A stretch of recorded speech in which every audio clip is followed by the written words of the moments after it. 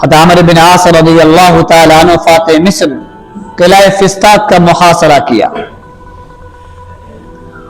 اور وہ محاصرہ بہت طویل ہو گیا، اور اس قلعہ کے اندر مصر کا بادشاہ مقوقس اور اس کے وزیر اور اس کے مشیر سب قلعہ کے اندر موجود تھے۔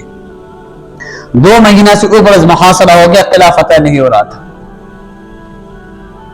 وہ پریشان ہوئے، پریشان ہونے کے بعد صحابہ سے مشورہ بھی کیا، لیکن کوئی بات سمجھ میں نہیں آئی ان کو، تو حضرت عمر رضی اللہ تعالیٰ عنہ کو انہوں نے خط لکھا کہ حضرت 2 مہینہ سے اوپر ہو گیا ہے محاصرہ کیا ہوا، لیکن فتح کی کوئی صورت نظر نہیں آ رہی۔ جب یہ خط مدینہ میں موصول ہوا، حضرت عمر رضی اللہ تعالیٰ عنہ خط پڑھا تو رونے لگے، اور روتے روتے وہ ارشاد فرمائے وَقَدْ تَرَكُوا سُنَّةً مِّن سُنَنِ النَّبِيِّ صلی اللہ علیہ وسلم، ضرور تم سے نبی علیہ الصلوۃ والسلام کی کوئی سنت چھوٹ گئی۔ 8000 کا لشکر اور قلعہ فتح نہ ہو۔ پھر خط میں لکھا کہ مجھے مزید فوج کی ضرورت ہے، تو حضرت عمر رضی اللہ عنہ نے خط لکھا ٹھیک ہے میں 4000 فوج بھیجتا ہوں، اور تم لوگ غور کرو کہ نبی علیہ الصلوۃ والسلام کی کوئی سنت تو نہیں چھوٹ رہی، اور میں 4000 فوج بھیجتا ہوں۔ 4000 فوج 4 افراد بھیجے تھے، وہ حضرت عبادہ بن صامت خزرجی، الزبیر بن عوام، حضرت مقداد بن اسود، حضرت خارجہ بن حذیفہ، یہ 4 آدمی 4000 فوج کے برابر تھے۔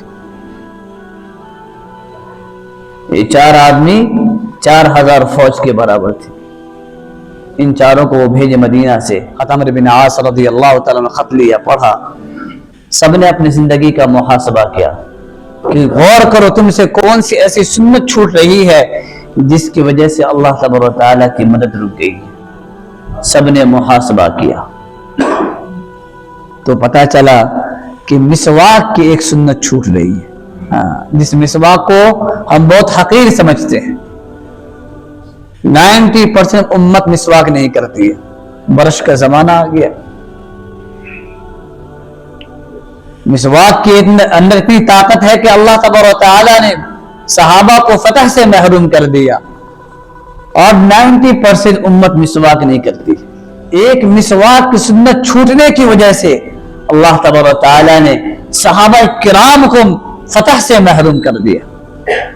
اب ہم اپنے زندگی کا محاسبہ کریں، سنت تو دور کی بات ہے، کتنے فرائض ہم سے چھوٹتے ہیں،